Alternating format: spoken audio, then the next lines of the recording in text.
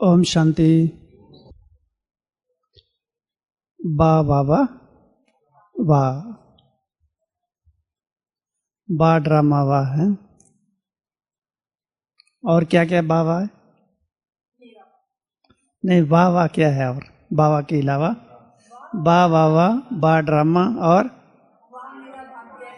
बा मेरा भाग्य, बा संगम योग, बा ब्राह्मण परिवार, बस। बा परिस्थितियां, बा माया। हाँ, आज बाबा ने हम सबको पॉजिटिव थिंकिंग कोर्स कराया ना? हर बात में पॉजिटिव, क्योंकि जीवन में खट्टे मीठे अनुभव तो सामने आते ही रहते हैं। वो हमारे द्वारा ही तैयार किए गए होते हैं। तो हर चीज को हम पॉजिटिव तरीके से अगर लेते हैं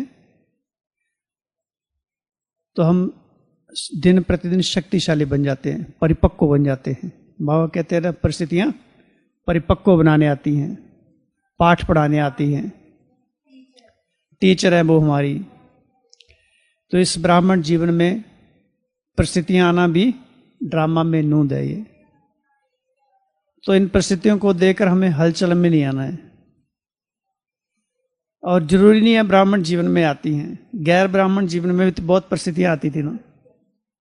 लेकिन अब हमको थोड़ा समझ मिल गई है, नॉलेज मिल गई है। लेकिन नॉलेज मिलने के बाद थोड़ा हम नाजुक हो जाते हैं। होना चाहिए शक्तिशाली, लेकिन हो जाते हैं नाजुक। क्यों? फिर सोच लेते हैं कि बाबा तो साथ ही है, सब संभाल लेगा। बाबा संभालेगा तो जरूर, लेकिन पहले खुद को भी तो संभलना पड़ेगा, क्योंकि बीज तो हमने बोया हुआ है। लेकिन परिस्थितियों को सामना करने की बाबा हमारे में शक्ति भर देता है। वो परिस्थितियां फिर परिस्थितियां नहीं लगती हैं, जैसे खेल की तरह अनुभव होती है। जैसे बाबा कहते हैं कार्टून शो है, मिक्की माउस का खेल है। जैसे बच्चे देखते हैं टीवी में, पहले हम भी लोग देखते थे, अभी तो नहीं देखते। मिक्की माउस का खेल देखते थे ना, तो क्या होता था उसमें? वो बिल्ली और चूहे के ऊपर क्या कुछ गुजर आता था, एकदम चिपक जाते थे, फिर भी खड़े हो जाते थे। तो हम भी इस ब्राह्मण जीवन में परिस्थितियां तो आती रहती हैं, लेकिन हम उन परिस्थितियों का एंजॉय करते हैं। वो खेल अनुभव होती हैं। वो हमारे जीवन का जैसे क्या है, आगे बढ़ाने के लिए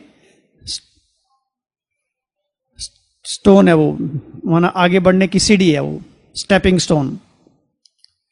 तो हम परिस्थिति से घबराएं नहीं, बल्कि उनसे पाठ पढ़ें। और वो परिस्थितियां हमको मैच्योर बनाती हैं, वो परिस्थितियां हमको अनुभवी बनाती हैं। अगर जीवन में परिस्थितियां आए ना तो भी मजा नहीं है, सीधा सीधा जीवन चलता ही जा रहा है, कोई बिगड़ने नहीं आ रहा है। और शस्त्र हमारे पास बहुत हैं, तो जंग लगेगा फिर फायदा क्या? लेकिन सामने अगर कोई फौज आती है और हम लड़ाई करते हैं और हम जीत जाते हैं, तो उसका खुशी और नशा अपना ही होता है। तो बाबा कहते हैं परिस्थितियों से घबराओ नहीं। हर प्रकार से परिस्थितियां आएंगी और नए नए रूप से आएंगी। माया भी नए नए रूप से आती है। जैसे परिस्थितियां नए नए रूप से, तो परिस्थितियां ही माया का नया रूप ले लेती हैं। और फिर नया रूप की कैसे लेती हैं वो? हाँ, जैसे अगर हम अलविले हैं तो माया भी अलविलेपन के रूप में आएगी। और बाबा ने जो बताया उसके अलावा बताओ, और नए नए रूप में परिस्थितियां कैसे आती हैं? हाँ जी, किसके रूप में? अपना काम करती रहती हैं। हाँ, बिल्कुल लौकिक में आती हैं, अलौकिक में भी आती हैं। और कैसे आती नए रूप में? हाँ जी, जो भी परिस्थितियां हैं राइट ही समझते हैं उनको। दूर से सुनाई नहीं दे रहा है। हाँ, क्रोध नहीं करना तो रोग के रूप में आएगी। क्रोध करना ही पड़ेगा जब ऐसा वैसा कोई सामने नुकसान ही कर दे और मन में थोड़ा सा भी संकल्प ना आए, थोड़ा असंभव सा प्रतीत होता है। तो परिस्थितियां नए रूप में आती हैं, अट्रैक्शन के रूप में आती हैं। आकर्षण के रूप में माया आती है, और आकर्षण के रूप में, जीव का स्वाद के रूप में, कमी कमजोरियों के रूप में आएगी, साधनों के रूप में आएंगी। जब तक साधनों का अभाव है तो हम साधना नहीं करेंगे, या नेचुरल कैलेमिटीज के रूप में आएगी। बारिश है तो मुरली घर में सुन लेते हैं, ये भी इस तरह से आ जाएगी।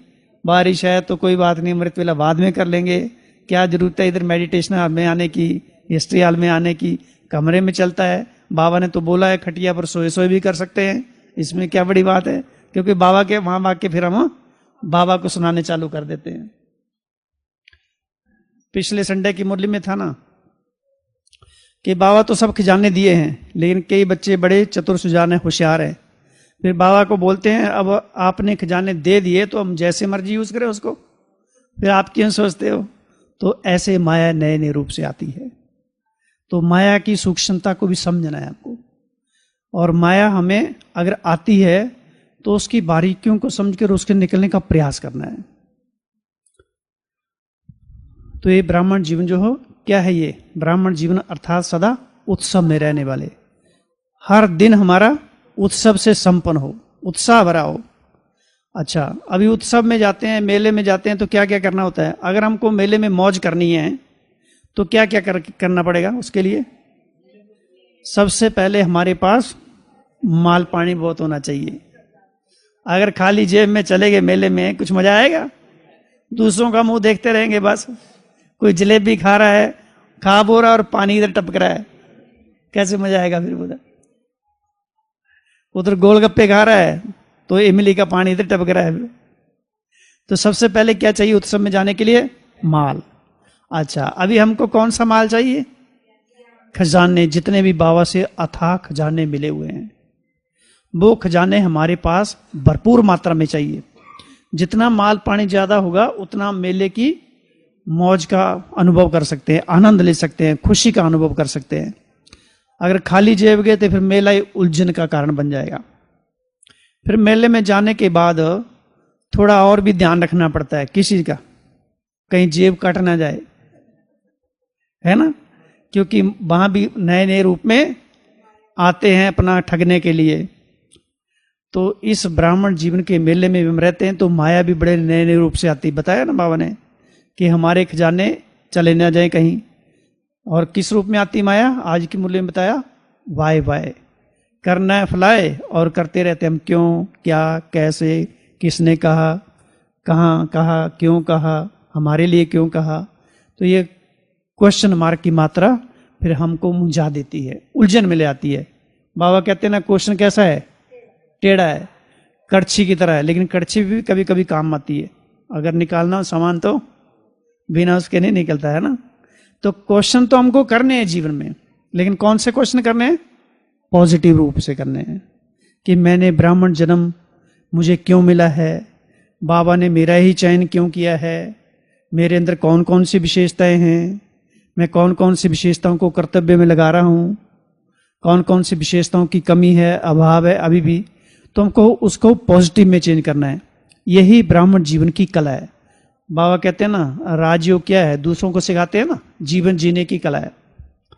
तो जीवन अर्थात अनुभूति, जीवन अर्थात महसूसता होनी चाहिए कि हाँ हमारा जीवन है।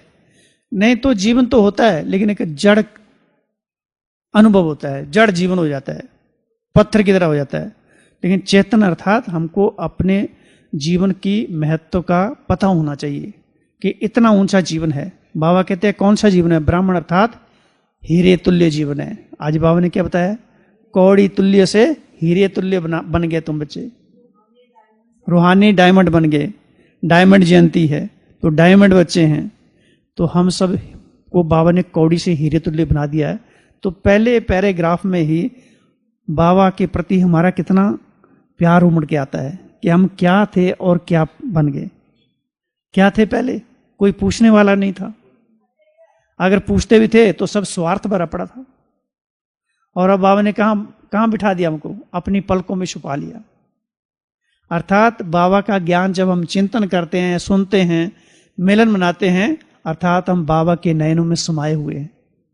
तो ये हमारा जीवन साधारण जीवन नहीं है, हीरे तुल्य जीवन है। और हीरे को कहाँ रखा जाता है, डिब्बी में रखा जाता है। तो बाबा के हम सब हीरे बच्चे हैं, तो बाबा ने हमको कहाँ रखा होगा?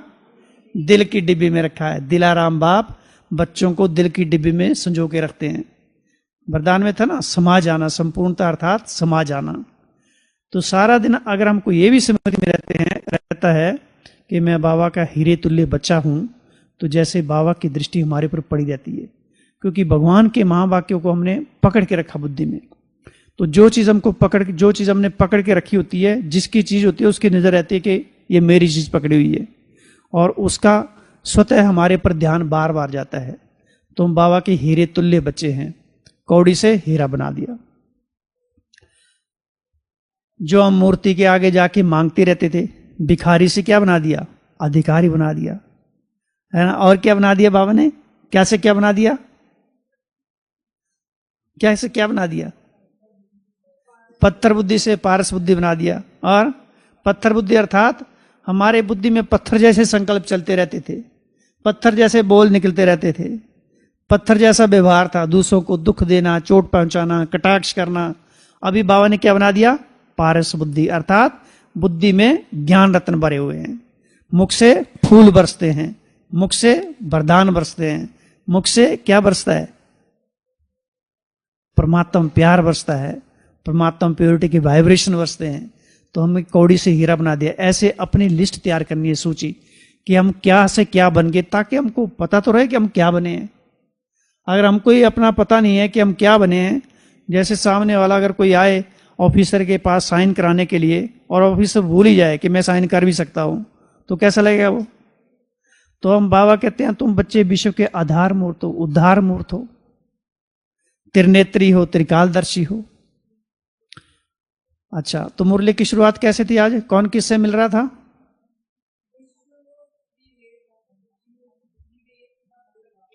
हाँ, त्रिदेव। आगे कोई तो था, त्रिदेव रचयिता। हाँ, आगे त्रिमूर्ति और त्रिनेत्री। हाँ, बच्चों से मिल रहे थे। तो हम सबको ने कितने टाइटल स्टार्टिंग में दे दिए, तो हमको याद ही नहीं रहेंगे, मेडल हमने लगाए नहीं, तो सामने हमको सल्यूट कौन मारेगा? सल्यूट किसको मिलता है? जो मेडल लगा के रखता है। एक है फौजी साधारण ड्रेस में जा रहा है, लेकिन एक फौज की ड्रेस पहनी है, तो सब सेना खड़ी हो जाती है उसके आगे, है ना। तो अगर हमने बाबा से वो टाइटल लिए हैं, अगर हमको स्मृति में है, तो सारा दिन माया हमारे सामने सलाम करती रहेगी, दूसरों को अनुभव होता रहेगा। जो भगत आत्माएं मंदिरों में जाती हैं, झुकती हैं, जाके अपनी मनोकामनाओं को पूर्ण करने की इतनी इच्छा रखती हैं, और अगर हम इष्ट देव अपने आप को भूल जाएं कि मैं इष्ट देव हूं, तो उन भक्तों का क्या हाल होगा? उनको क्या मिलेगा फिर? इसलिए आज अगर हम देखते हैं मंदिरों में भक्त जाते हैं, मनोकामनाएं पूर्ण नहीं होती हैं, तो उसके जिम्मेवार कौन है? हम जिम्मेवार है, क्योंकि हम अपनी स्मृति में नहीं रहते हैं। तो बाबा हम सबको योग की बड़ी अच्छी अच्छी युक्तियां बताते हैं कि इष्ट देव इष्ट देवी बन के मंदिर में विराजमान हो जाओ, है ना। तो अभी 1 मिनट आधा मिनट ये सभी अनुभव करो कि मैं इष्ट देव और इष्ट देवी के रूप में मंदिर में, संसार के सभी मंदिरों में विराजमान हूं, और सामने असंख्य भक्तों की लाइन लगी हुई है, और मैं इष्ट देव इष्ट देवी वरदान्य मूर्त में उनके समक्ष खड़ी हूं, और मेरे हस्त से वरदानों की जैसे बरसात हो रही है। उनकी जो भी इच्छाएं हैं, जो शुभ इच्छाएं हैं, उनको पूर्ण करने के लिए मेरे हाथों से वरदानी वाइब्रेशन जा रहे हैं, या उन भक्तों के सिर पर रखे हुए हैं। उनके दुख, परेशानियां, अशांति, सारी बीमारियां, मन से जो त्रस्त हैं, वो सारे दुख दर्द दूर होते जा रहे हैं, और वो जैसे शांति से भरपूर होते जा रहे हैं। वो आत्माएं भी पवित्र बनती जा रही हैं, वो आत्माएं भी परमात्मा प्यार का अनुभव कर रही हैं, अपने आप को हल्का अनुभव कर रही हैं। जो भी अनेक प्रकार के बंधनों में मन उलझा हुआ है, वो मन जैसे उनका हल्का हो गया है। तो ऐसे अनुभव करो। आधा मिनट सभी इन संकल्पों के साथ बैठो, सभी अपने फुल इष्ट देवी की ड्रेस में सभी मंदिरों में विराजमान हो जाओ।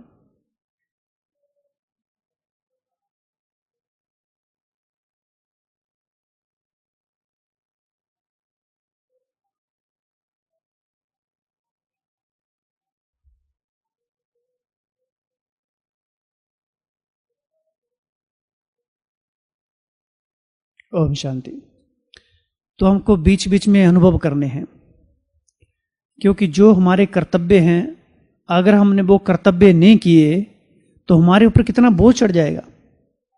और वास्तव में बोझ एक तरीके से चढ़ता है इसलिए है क्योंकि हम अपने कर्तव्यों के प्रति बहुत विस्मृत रहते हैं।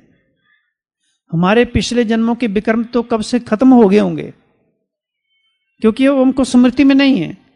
लेकिन इस ब्राह्मण जीवन में जो कर्तव्य हमको बाबा का मिलता है, जो हम आज्ञाएं मिलती हैं, उन आज्ञाओं का हम अनुसरण नहीं करते हैं, उनका पालन नहीं करते हैं, तो हमारे पर बोझ चढ़ता जाता है। जैसे बच्चा स्कूल में जाता है, उसको होमवर्क मिलता है और वो होमवर्क करे ही ना, सोचेगा कल कर लूंगा, परसों कर लूंगा, करते करते 2 महीने की छुट्टियां जो मिलती हैं बीत गई सारी। फिर जाके स्कूल में क्या होगा, फिर टीचर से मार पड़ेगी। तो यहां तो बाबा तो नहीं हमको मारता, लेकिन हमारे कर्म ही हमारे सिर पर के ऊपर बोझ बन के खड़े हो जाते हैं। तो हमको डेली अपने आप को, अपने कर्तव्यों को स्मृति में रखना है कि मुझे कौन कौन से कर्तव्य मिले हैं। बाबा ने कहा तुम आत्माएं सारे विश्व की आत्माओं को ठिकाना देने वाली हो, लेकिन हमारा खुद का ठिकाना नहीं होता है, तो दूसरों को ठिकाना कैसे देंगे। तो कर्तव्यों की स्मृति बार बार रियलाइज और रिवाइज करना है। आज के सवेरे अमृत वेले में 4:30 बजे बाबा के महावाक्य थे ना, क्या महावाक्य थे, किसको याद है? हाँ, रियलाइजेशन और रिवाइज करो, रिवाइज और रियलाइजेशन, क्योंकि हम उसको दोहराते नहीं है, इसलिए वो हमारे अपने बनते नहीं है। वो जहां थे वहीं के वहीं रह जाते हैं। और एक बार आदत पड़ जाती है, एक बार वो संस्कार पड़ जाते हैं, तो फिर सदा काल वही संस्कार रहते हैं। और फिर संस्कारों को नया बनाना बड़ी मेहनत लगती है। मान लीजिए लंबे समय तक हम अच्छा पुरुषार्थ कर रहे हैं, रोज हम मुरली को रिवाइज भी कर रहे हैं, रियलाइज भी कर रहे हैं, और फिर कुछ दिन छोड़ दो उसको, फिर दोबारा उस लाइन पर आओ, तो कितनी मेहनत लगती है, क्योंकि साधारण पथ थोड़ा नहीं है, ये परमात्मा साधना का पथ है। इसलिए बाबा कहते हर घड़ी रियलाइज रिवाइज करते रहो। तो ये ब्राह्मण जीवन अर्थात हीरे तुल्य जीवन। हीरे की चमक भले मिट्टी में हो, लेकिन अपनी चमक छोड़ता है वो। हम संसार के किसी भी कोने में हो, चाहे ब्राह्मण संगठन में है, चाहे गैर ब्राह्मण संगठन में है, लेकिन हमारी चमक जो है निरंतर दूसरों को उस चमक का अनुभव होते रहना चाहिए। कौन सी चमक? कोई चेहरे की चमक नहीं। चेहरे पर चमक तो आएगी, क्योंकि ये चेहरा हमारे संकल्पों का दर्पण है। हम जो भी सोचते हैं अंदर में, वो सारे संकल्प हमारे चेहरे को हर सेकंड परिवर्तन करते रहते हैं। नेगेटिव सोचते रहो, अपने आप ही महसूस किया होगा सबने। और पॉजिटिव सोचो, कितना फर्क पड़ता है। कई बार मेडिटेशन में बैठते समय एक ही समर्थ संकल्प करते हैं, थोड़ा भाई जी आगे आ जाएंगे, पीछे में आते हैं। कोई भी एक समर्थ संकल्प करते हैं कि मैं स्वराज्य अधिकारी शक्तिशाली आत्मा हूं, तो ऊपर से लेकर नीचे तक करंट आ जाता है जैसे एकदम। और एक संकल्प करते हैं मैं शांत रूप आत्मा हूं, तो धीरे धीरे शांति में चले जाते हैं। तो संकल्प में सचमुच बहुत बड़ी ताकत है। और वो संकल्प कहाँ है? रोज हमको संकल्पों का भंडार मिलता है, लेकिन उन संकल्पों को हम अपनी एनर्जी, अपनी शक्ति, अपनी प्रॉपर्टी नहीं बनाते हैं, अपनी मलकियत नहीं बनाते हैं।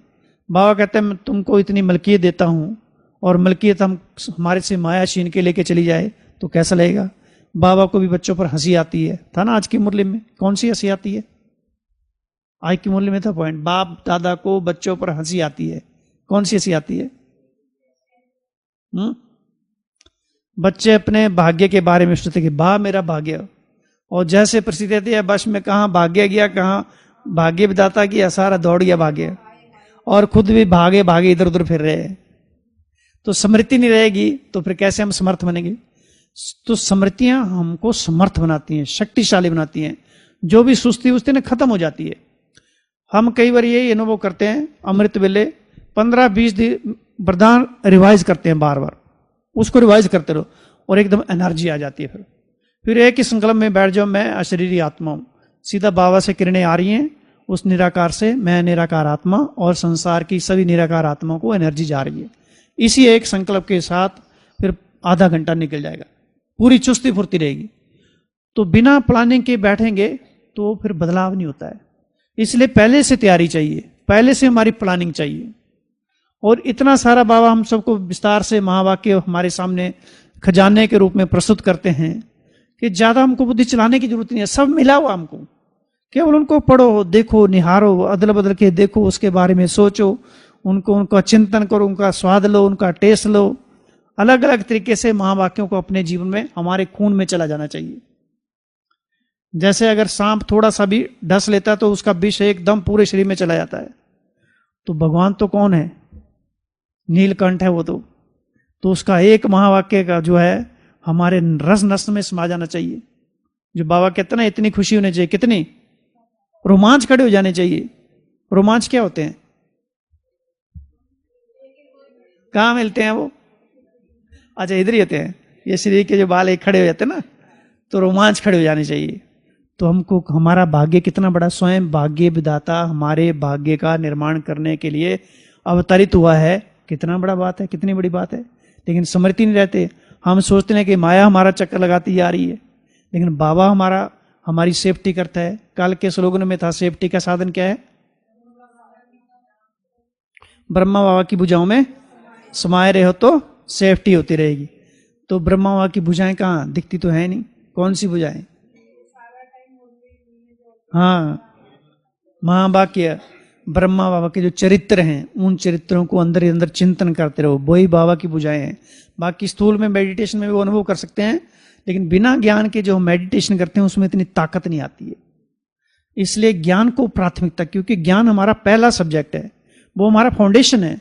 ज्ञान के आधार पर ही हम जीवन में धारणाओं को मजबूत कर सकते हैं। जब हमको किसी चीज की नॉलेज नहीं है प्रॉपर तरीके से, तो हमारे जीवन में उतनी मजबूती आती नहीं है, फिर हमारा जीवन लड़खड़ाता रहता है। तो ये ब्राह्मण जीवन क्या है? उत्सव का जीवन है। उमंग उत्साह का प्रेशर कम नहीं होना चाहिए। बाबा कहते हैं हर पल उत्सव से संपन्न हो, हर दिन उत्सव वाला है। अच्छा, अभी मेले में जाते हैं तो मेले में क्या क्या खरीदते हैं? अच्छे अच्छे कपड़े भी खरीदते हैं। तो यहां कौन से कपड़े खरीदने हैं? हाँ, और नहीं खरीदना कौन सा है? सफाई तो हम नहा धो के चले गए ना मेले में, लेकिन मेले में क्या खरीदना है हमको?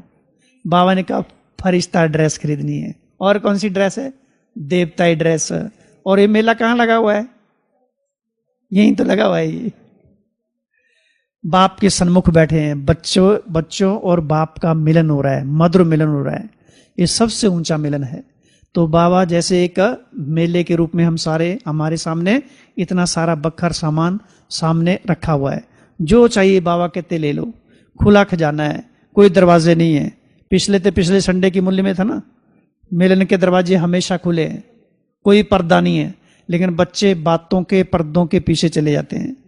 कौन कौन सी बातें करते रहते हैं? कौन कौन सी बातें करते रहते हैं जो नहीं करनी अपने को? झारमुई, जगमुई, पर चिंतन, या अच्छा दूसरे से हम नहीं बोलते हैं तो अपनी कमी कमजोरियों का चिंतन करते रहते हैं। उनको हमने पकड़ के रखा हुआ है। मेरे साथ ये हो गया था, अरे भाई हो गया तो हो गया, अब क्या कर सकते हो, उसको कुछ तो कर नहीं सकते, चला गया उसको। उसके लिए बाबा ने बोला फुल स्टॉप लगा दो, क्योंकि उसको बाबा भी नहीं कुछ कर सकते हैं। जो बाबा कहते हैं आधा तो माफ हो जाएगा, लेकिन फिर अगले दिन बाबा कहते हैं माफ तो होता नहीं है कुछ भी। बाबा भी चेंज हो जाता है समय पर, क्योंकि बाबा तो बच्चों को शक्तिशाली बनाना चाहते हैं ना।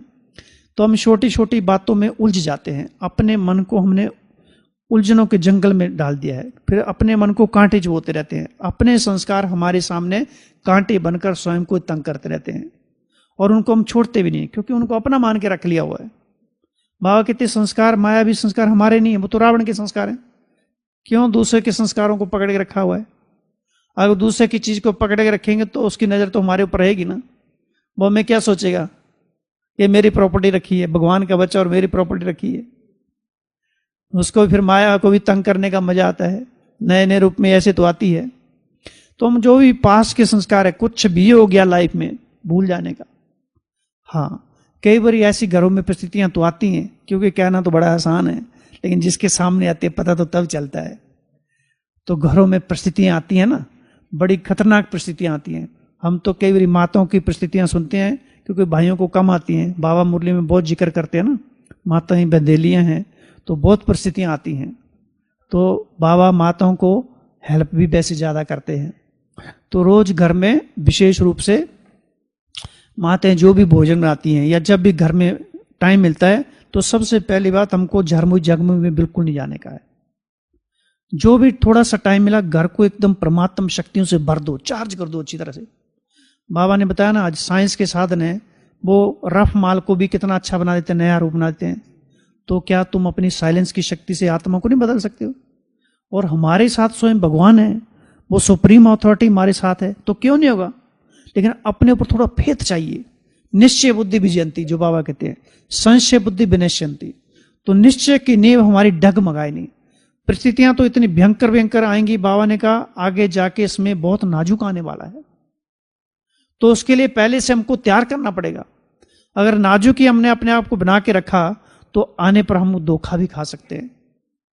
तो बाबा कहते हैं परिस्थितियां क्या है? हमारे लिए टीचर हैं, ये हमारा शिक्षक है, ये हमको पाठ पढ़ाती हैं। और परिस्थितियां तो आएंगी आएंगी, क्योंकि बीज तो हमने बोए हुए ना, हमारे सामने आएगा। अब खेती हमने की है तो काटनी तो हमको पड़ी है ना, लेकिन वो कभी जल्दी फसल आ जाती है, कभी देर में आ जाती है ना। जैसे बरसात होती है तो 6 महीने जो बीज हैं वो सुषुप्त मात्रा में पड़े रहते हैं। पूरा जंगल कैसे दिखाई देता है? खाली खाली दिखाई देता है, सूखा जंगल दिखाई देता है। लेकिन जैसे बारिश होती है सारी धरती दिखाई नहीं देती, पूरा हरियाली हरियाली दिखाई देती है। ऐसे ही हमने कितने अनेक जन्मों में पता नहीं कौन कौन से कर्मों के बीज बोए हुए हैं। और ये तो अहो सौभाग्य बाबा का, जो हमको ये ज्ञान मिल गया कर्मों का, कर्म सिद्धांत की, कर्म फिलॉसफी का हमको पता चल गया।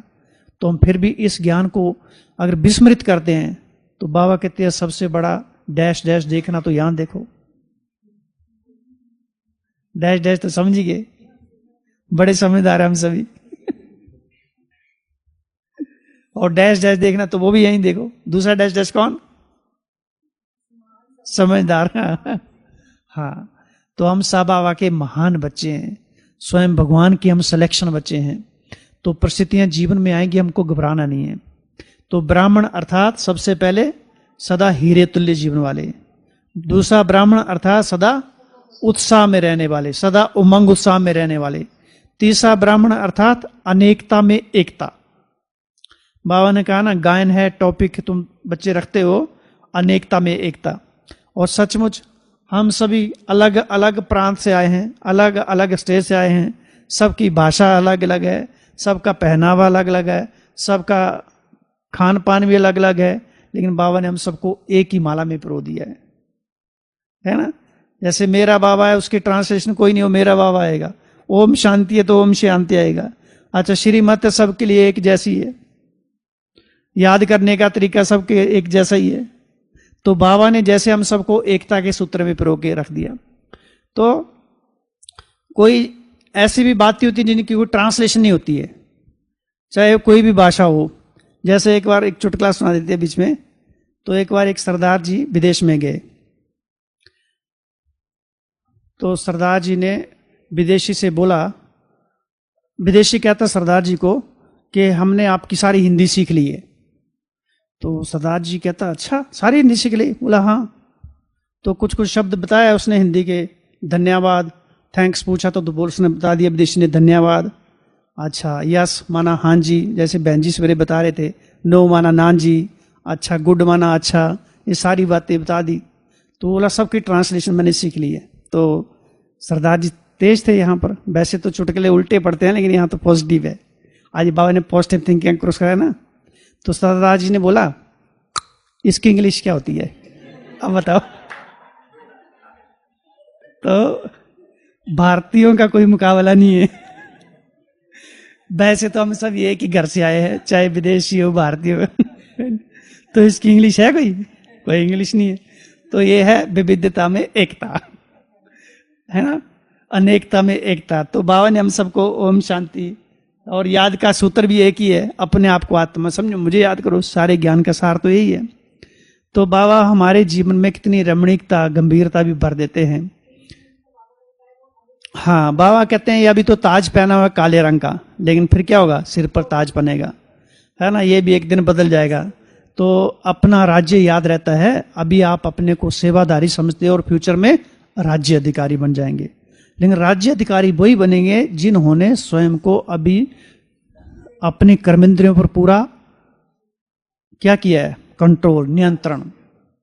तो ये बहुत बड़ी हमारी साधना, सबसे पहली साधना तो वैसे है हमारा स्वयं की कर्मेंद्रियों पर नियंत्रण। आत्मा समझ के परमात्मा को याद करना फिर भी आसान है, लेकिन उससे मेहनत वाला काम क्या है? अपनी कर्मेंद्रियों पर नियंत्रण रखना। क्योंकि लंबे समय से संस्कार अंदर में कुंडली मार के बैठे हुए हैं, वो सहज निकलते नहीं है। इतने द्वापर युग से कब्जा लगा के रखा है रावण ने हमारे अंदर में, तो सहज थोड़ा अपना कब्जा छोड़ेगा वो। लेकिन उसको बड़े प्यार से विदाई देना। बाबा कहते हैं ना, माया तो बार बार बच्चों से विदाई लेना चाहती है, लेकिन बच्चे ही उसको चाय पानी पिलाते रहते हैं, उसकी आभा करते रहते हैं, आवागत करते रहते हैं। जैसे बिल्ली क्या करती है, मैं आऊं मैं आऊं, तो माया भी ऐसे करती है, मैं आऊं, और बच्चे फिर आने देते हैं, क्योंकि अकेले होते हैं। बाबा को तो अकेले में याद करना है, और फिर कोई साथी मिल जाता है। जैसे विदेशियों के बारे में बाबा ने क्या कहा, कई बार कंपनी भी चाहिए और कई बार अकेला भी अच्छा लगता है, और कंपनी को छोड़ भी देते हैं। विदेशियों में तो ऐसी परंपरा चलती आई है। तो हम खुद ही माया को बुलाने के निमित्त बन जाते हैं। बाबा तो हमारा हाथ पकड़ के रखता है ना। आज के स्लोगन में क्या था, इसी से संदर्भित था। हाँ, एक बाप के श्रेष्ठ संग में रहो तो डैश डैश बन जाएंगे, एच बन जाएंगे। पहले क्या था, होलीएस्ट था, हाईएस्ट था? होलीएस्ट था, पहले होलीएस्ट था। हाँ, पहले होलीएस्ट था, फिर हाईएस्ट था। अच्छा, हाँ जी, कौन चाहिए आपको? आ जाओ आ जाओ, आप भी इधर आ जाओ। किसी को इंजेक्शन लगाना होगा, आशीष भाई को भी ढूंढ रहे हैं। क्योंकि जब तक उन्होंने किसी का इलाज नहीं किया तब तक उनको चैन नहीं, दूसरों को चैन देने में उनको खुद चैन मिलता है। तो बहुत सेवा करते हमारे आशीष भाई भी। तो बाबा कहते हैं हमेशा क्या है, एक अनेकता में एकता है। अब हम संगठन में रहते हैं, इसमें यह फायदा होता है, हमको सीखने को बहुत कुछ मिलता है। अगर हमारी गुणग्राह की दृष्टि है सबके प्रति, अगर हमारा थॉट सिस्टम है ऊंचा है, सबको हम सम्मान से देखते हैं, जिस सम्मान में हम रहते हैं उसी सम्मान से दूसरों को भी देखना। नहीं तो पहले भी हमने बताया था, कई बार क्या होता है, हम तो खुद सम्मान में रहते हैं और दूसरों को साधारणता में देखते हैं, तो भी हमारा परिवर्तन नहीं होगा। अगर मैं सोचूं मैं इष्ट देव हूं, तो दूसरों को भी उसी नजर से देखना है कि ये भी इष्ट देवियां हैं। अगर हम सोचते मैं इष्ट देव हूं, तो साधारण ही है, तो हमारे जीवन में के संस्कार कभी नहीं बदलेंगे। वो जितना हमारे हम ज्ञान है वो कर ले, क्योंकि हमने दूसरों के प्रति भावनाएं खराब रखी है। जब तक दूसरों के प्रति हमारी भावना ठीक नहीं होगी तो बदलाव कैसे होगा? दूसरों के प्रति भावना खराब ना करना, अर्थात हम भगवान के महावाक्य को इंसल्ट कर रहे हैं। बाबा किसी के प्रति खराब सोचते हैं कुछ, और हम किसी के प्रति खराब सोचे तो, लेकिन सारे दिन में खराब तो कई बार सोच भी लेते हैं। भले वो किसी जाति के बारे में, किसी संप्रदाय के बारे में, किसी धर्म के बारे में, किसी देश के बारे में, या किसी कोई खेल के बारे में, कहां कहां हमारी एनर्जी जाती रहती है। भले किसी ने कुछ भी किया हुआ है, लेकिन हैं तो भगवान के बच्चे हैं ना। वो तो अज्ञानतावश किया है। अभी हम ज्ञान मिलने के बाद भी अगर वही करें तो उनमें और हमारे में क्या फर्क रहा, क्या अंतर रहा? तो हमको ये देखना है कि जिस सम्मान में हम स्थित रहते हैं उसी सम्मान से दूसरों को देखना है, उनको सम्मान देना है। आत्मा जो है वो सम्मान की प्यासी है, सम्मान चाहिए उसको। पहले हम अपने आप को सम्मान दें। इसलिए बाबा क्या कहते हैं, हमेशा सम्मान की सीट पर सेट रहो। कितने बाबा हमको सम्मान देते हैं, लेकिन उसके लिए अंतर्मुक्ता की गुफा में, आज था ना मुरली में, बाह्य मुक्ता की बजाय अंतर्मुक्ता की गुफा, अंदर के संसार में खोए रहना है। बाहर इन आंखों से बहुत कुछ देख लिया, मन से बहुत कुछ सोच लिया, मुख से बहुत कुछ बोल दिया, अभी कुछ अपने प्रति भी शुभ शुभ बोलो, अपने प्रति कुछ अच्छा अच्छा बोलो। क्योंकि जब तक हम स्वयं को अच्छा नहीं बनाएंगे, दूसरा कोई हमको अच्छा लगेगा ही नहीं। ऊपर ऊपर से हमने सम्मान ले लिया, लेकिन अंदर तक नहीं जा रहे, क्योंकि दूसरों को देखने का एटीट्यूड से हमने चेंज नहीं किया है। तो जिस दृष्टि से बाप दादा हमको देखते हैं, उसी दृष्टि से हमको सबको देखना है कि ये सभी कौन सी आत्माएं हैं, हीरे तुल्य आत्माएं हैं। ये सभी कौन सी आत्माएं हैं, त्रिकालदर्शी आत्माएं हैं, मास्टर त्रिनेत्री आत्माएं हैं। और कौन सी आत्माएं हैं, हर समय उत्सव बनाने वाली आत्माएं हैं। और कौन सी आत्माएं, ब्राह्मण अर्थात और क्या क्या बताया आज, ब्राह्मण अर्थात सदा मौज में रहने वाले। ब्राह्मण बिना मौज के ब्राह्मण था तो मंगुसा वाला, हर्षवास मंगुसा वाला, तो मौजों भरा जीवन है। अभी मौज में नहीं रहेंगे तो कब रहेंगे? मूंजे तो हम जन्म जन्म मूंजते रहे, लेकिन मौज का जीवन तो ब्राह्मण जीवन का है। कितनी मौजें हैं कि हमको ज्यादा सोचने, जो हमको सोचना उसके लिए भी बाबा हमको संकल्प दे रहे हैं। जो बोलना है बाबा वो भी हमको सिखाते हैं, क्या क्या बोलना है, कैसे चिंतन करना वो भी सिखाते हैं, सेवा कैसे करनी है वो भी सिखाते हैं, कपड़े कैसे पहनने हैं वो भी सिखाते हैं, चलना कैसे है वो भी सिखाते हैं, कि धीरे धीरे चलना है, आवाज नहीं आए, टक टक टक की आवाज नहीं आए। छोटे बच्चे को जैसे मां सिखाती है बाबा हमको वैसे सिखाते हैं। कितना हमारे जीवन में शिष्टाचार, सभ्यता, शालीनता बाबा दिन प्रतिदिन हमको उससे श्रृंगारते रहते हैं। तो एक छोटे बच्चे की तरह स्वयं भगवान हमारी पालना कर रहा है, इससे बड़ा सौभाग्य हमारा क्या होगा फिर? तो इसके लिए थोड़ा चिंतन चाहिए, नहीं तो हम विस्मृत हो जाते हैं। फिर आ जाता भगवान साइड में और हम साइड में रहते हैं। फिर हमारा रिश्ता भगवान के साथ जैसे भक्त जैसा हो जाता है। फिर बाबा को कहते हैं बाबा मेरी परेशानियां दूर कर दो, इतने सालों से याद करते आ रही हूं, कुछ तो फर्क नहीं पड़ रहा है। तो भक्ति वाले संस्कार हो गए। मांगना नहीं है, कुछ भी नहीं मांगने की जरूरत है, वो अपने ही सारा ही अपना हो गया है। जैसे बताते ना, छोटी बच्ची ने राजा को हाथ लगा दिया, राजा ही उसका हो गया, तो सारा उसका राज्य ही उसी का हो गया ना। तो स्वयं भगवान को हमने पकड़ के रखा है। कहते ना भगवान मेरी मुट्ठी में है, तो स्वयं भगवान ही हमारा अपना हो गया, भाग्य विधाता ही अपना हो गया। तो और हमको क्या चाहिए इसके लिए? तो हमेशा अपने भाग्य का सिमरन करने वाले, 4-5 दिन पहले था ना वरदान, स्मृति और सिमरन। तो भाग्य हमारा विस्मृत ना जाए। हमारा भाग्य तो दूसरे के भाग्य का निर्माण करने के लिए है। हमारा जन्म अनेक आत्माओं के भाग्य को चमकाने के लिए है, और खुद ही नहीं चमक पा रहे हैं, खुद ही धूल मिट्टी में पूरा दिन हम अपने मन बुद्धि को व्यर्थ संकल्पों में उलझा के रख रहे हैं। वही व्यर्थ संकल्पों की धूल है, उसी से मैले हो जाते हैं। फिर शाम को थोड़ा सा टाइम मिलता है, 15-20 मिनट बाबा को याद कर लेते हैं, गुड नाइट करके फिर सो जाते हैं।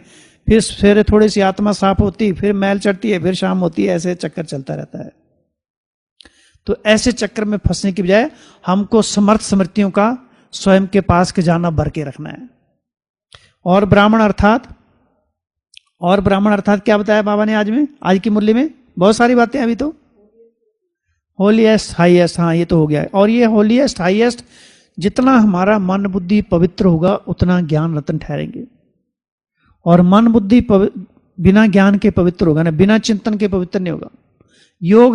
योग आत्मा में ताकत भरता है, लेकिन वो ताकत का अनुभव तब होगा जब ज्ञान के साथ योग करेंगे। हम बिना ज्ञान के योग करेंगे शून्य अवस्था में तो उतना शक्तिशाली नहीं बनेंगे। फिर परिस्थितियां आने पर हम डगमगा जाएंगे, लड़खड़ा जाएंगे। जिस समय हमको जिस चीज की जरूरत पड़ेगी, जिस पॉइंट की, वो हमको समय पर याद नहीं आएगी, क्योंकि हमने रिवाइज नहीं किया उसको अर्थ। तो ब्राह्मण अर्थात सदा मौज में रहने वाले, एक पल भी बिना हमारा मौज के ना हो, हमेशा खुश रहने वाले, दूसरों को खुशी देने वाले हैं। और ब्राह्मण अर्थात पॉजिटिव थिंकिंग, हर नेगेटिव बात को पॉजिटिव में परिवर्तन करने की कला, तुरंत हाथों हाथ ताबड़तोड़ एकदम, है ना। तो और ब्राह्मण अर्थात बाबा कहते दूसरों को तो कोर्स करा लेते हो, अपने आप को कोर्स कराओ, स्वयं को कोर्स कराओ और स्वयं में फोर्स भरो। ज्ञान का फोर्स, शक्तियों का फोर्स, गुणों का फोर्स, पवित्रता का फोर्स, और कौन सा, दुआओं का फोर्स, संतुष्टता का फोर्स। कितने सारे खजाने हमको मिले हुए। तो खजानों से अपने आप हमको खेलते रहना है, अपने आप को भरपूर रखना है। और क्या कहा बाबा ने आज? अब थोड़ा आप भी तो सुनाओ, ताकि हमारा भी कल्याण हो जाए। एक तरफा थोड़ा काम होना चाहिए, आप भी थोड़ा हमारे पर रहम करो। हाँ जी, हाँ, ये एडजस्टमेंट विजय का अनुभव कराती है।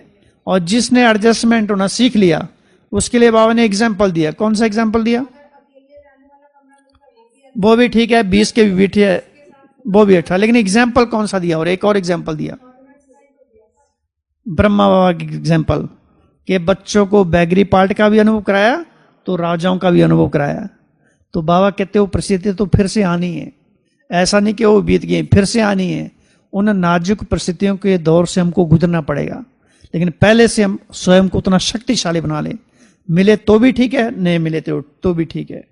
तो घर में जो भी हमको सुख सुविधाएं हैं, उनका हमको फायदा भी लेना है, लेकिन बिना सुख सुविधा के भी जीना सीखना है। और अभावों भरे जीवन में ही साधना होती है। साधनों के बीच में साधना का उतना प्रभाव नहीं रहता है। जब साधनों की कमी है तो तुरंत हमारा मन बुद्धि साधना की तरफ भागता है, नहीं तो साधनों की सार संभाल करने में हमारा मन बुद्धि चलता रहता है। साधन भी जैसे एक परिवार की तरह बन जाते हैं, एक बच्चे की तरह बन जाते हैं। उनको सजाना, संवारना, संभालना, खराब हो गए उनकी मरम्मत कराना। इसलिए ब्राह्मण जीवन अर्थात त्याग वाला जीवन, तपस्या वाला जीवन है, और इस त्याग में सुख समाया हुआ है, अतीन्द्रिय सुख समाया हुआ है। साधनों का उपयोग तो करो, सदुपयोग करो, दुरुपयोग नहीं करना, नहीं तो वही साधन हमारे लिए श्राप का काम करेंगे, लेकिन वो साधन हमारे लिए वरदान का काम करेंगे। तो साधन है तब भी ठीक है, साधन नहीं है तो भी ठीक है। तो ये परिस्थितियां, एडजस्टमेंट, उन परिस्थितियों के दौरान एडजस्टमेंट होना, इससे हमको विजय मिलती है। एडजस्टमेंट होने की कला चाहिए। बाबा ने और एग्जाम्पल दिया ना, ब्रह्मा बाबा का ही, बड़ों के साथ बड़े हो जाते थे, बच्चों के साथ बच्चे हो जाते। तो ऐसे हमको भी देखना है। यज्ञ में हम आते हैं तो हर प्रकार की आत्माएं आती है ना। कोई साउथ इंडियन आ रही, कोई नॉर्थ इंडियन आ रही है, कोई ईस्टर्न से, कोई वेस्टर्न से आ रही, कहीं से भी आ रही है, कोई तमिल बोल रहा है, कोई दूसरी भाषा बोल रहा है। तो सबके साथ एडजस्टमेंट होना है। और कई भाषा तो ऐसी होती है, कई जगह वो मिठाइयों का नाम होता है और दूसरी जगह उन्हीं उसी भाषा में गालियां होती हैं, वो है ना। तो ये भी चक्कर होता है। तो वो भी सोच हमको सब सीखना चाहिए। इसलिए हिंदी जो है ना वो सीखनी चाहिए। बाबा ने हिंदी कैसे विदेशियों को सिखाई आज, है ना। हाँ, तो नहीं तो फिर क्या होता है, बाबा आती है और दादी जाता है, ऐसा होता है ना। और देखो इतने इसमें कितनी खुशी भरी हुई है। तो ये भी हमको थोड़ा सा सीखना चाहिए।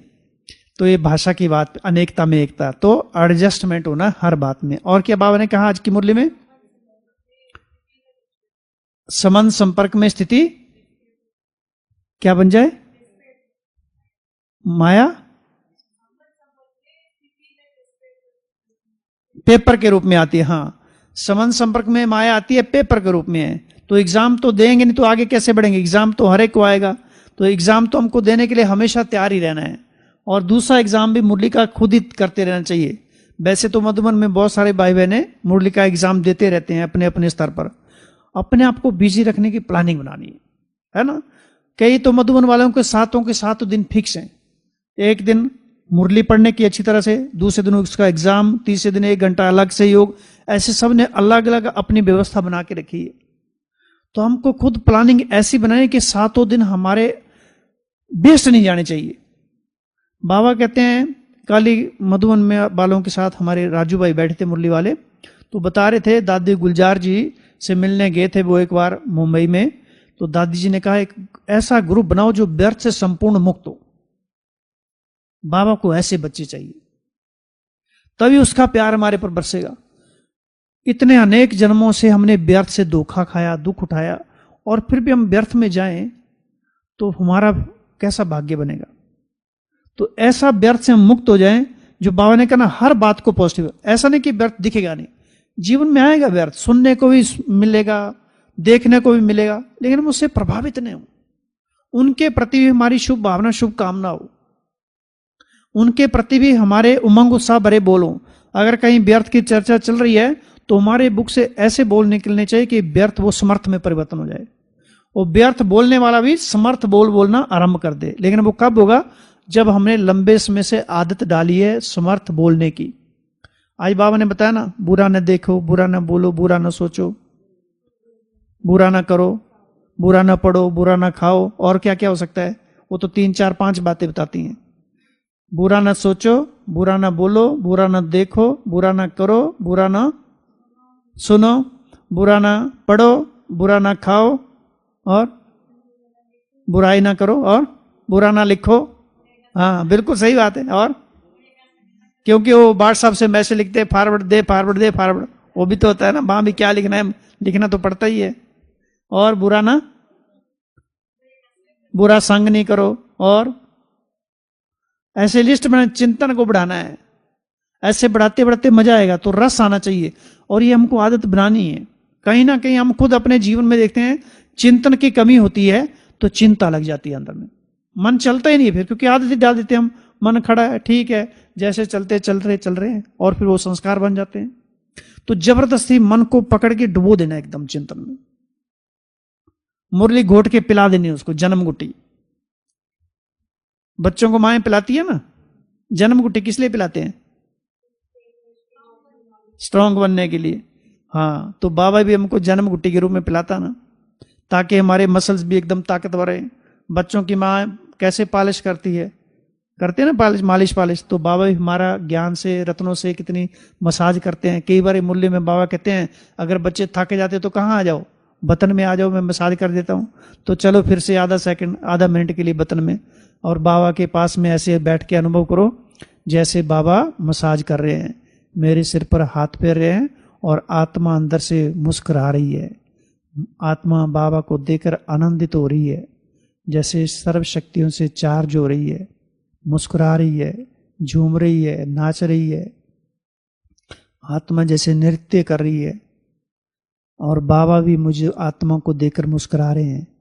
बाबा का वरदानी हाथ जैसे मुझ आत्मा का मसाज कर रहे हैं। मैं आत्मा उमंग उत्साह से भरपूर हो रही हूँ, शक्तियों से चार्ज हो गई हूँ, संपूर्ण पवित्र बन गई हूँ, निर्बंधन हो गई हूँ, स्वतंत्र हो गई हूँ, उड़ता पंछी बन गई हूँ।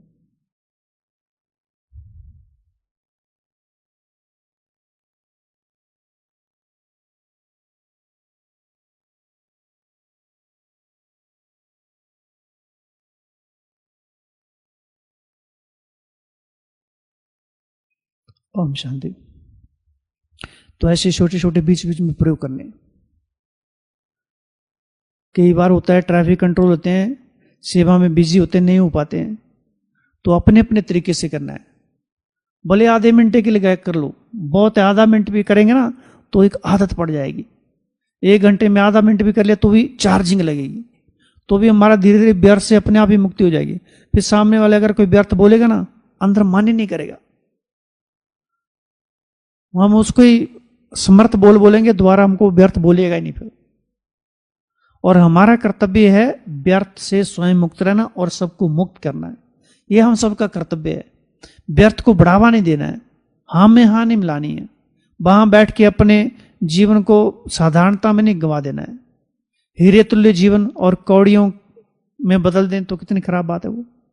कितना मुश्किल से तो भगवान ने हमको ढूंढा है, कहाँ गली गली से गांव गांव में जाकर कितनी हमारी बहनें गई होंगी, कितना मेहनत करती हैं हमारी बहनें, वहां जाके ढूंढती हैं। यहाँ तो सहज हम देखते हैं कि सब आ रहे हैं, लेकिन एक एक भाई को, एक एक भाई बहन को, आत्मा को लाना कोई साधारण बात नहीं है। कितना पीछे पड़ना पड़ता है उनके, तब जाके तैयार होते हैं। और फिर भी वो अपनी फरमाइश रखते हैं कि वहां जाकर हमको सुविधा अच्छी मिलनी चाहिए, घुमाना फिराना चाहिए। तो बहनों को कितना सुनना पड़ता है, समाना पड़ता है, उनकी पालना करनी पड़ती है, कहीं नाराज ना हो जाए। तो एक एक बाबा के बच्चे को तैयार करने के लिए हमारी बहनें कितना कुर्बानी देती है, कोई साधारण काम थोड़ा नहीं है ना। तो एक हमारी टीचर बहनों के लिए भी क्लैपिंग कर दो, ताली बजा दो अच्छी तरह से।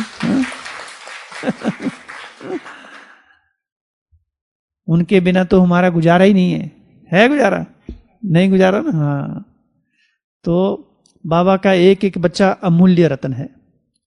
माताएं हैं, माताओं के लिए बाबा कितनी महिमा करती हैं, घरों में रहती है, कितना सुनना पड़ता है वो भी, है ना। बच्चे की फरमाइश अलग होती है, फिर बहुओं की फरमाइशें अलग होती हैं, बेटी की अलग होती है, पति की अलग होती है, सबकी अलग अलग फरमाइशें होती हैं।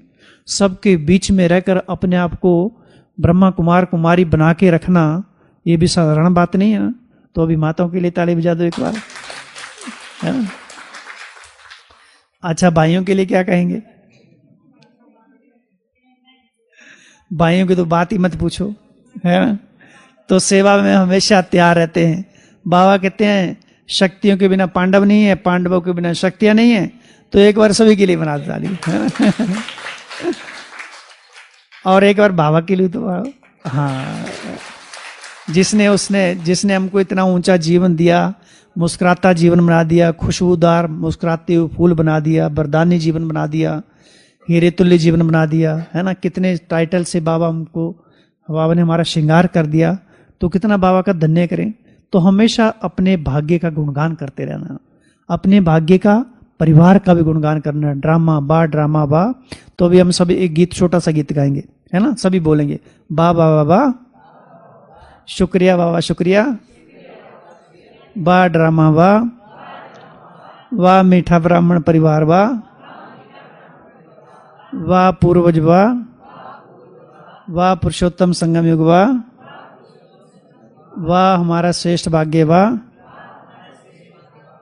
रे मैं श्रेष्ठ आत्मा वाह माया वाह। ओम शांति।